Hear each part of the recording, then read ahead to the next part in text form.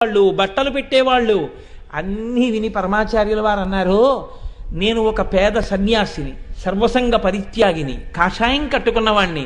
నేను అడగకపోయినా మీరు డబ్బు పెడుతున్నారు, బంగారం పెడుతున్నారు, బిల్వదళాలు పెడుతున్నారు, పళ్ళు పెడుతున్నారు.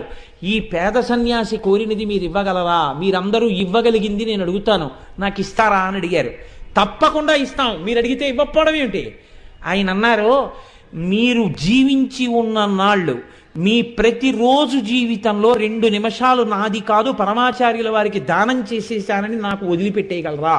వదిలిపెట్టేస్తాం, 2 నిమిషాలే కదా. ఇప్పుడు మీ ప్రతిరోజులో 2 నిమిషాలు నావి, ఏ 2 నిమిషాలైనా సరే అవి నాకు ఇచ్చారు కాబట్టి నా ఇష్టం వచ్చినట్టు వాడాలి. ఆ 2 నిమిషాలు మీరు రామనామం చెప్తూ మీరు జీవించండి. ఇప్పుడు చెప్పండి, బతికున్న నాళ్ళు రామనామం 2 నిమిషాలు చెప్పినవాడు వాడు ధన్యత పొందాడా? పరమాచార్యుల వారు ధన్యులు అవ్వడానికి అడిగారా?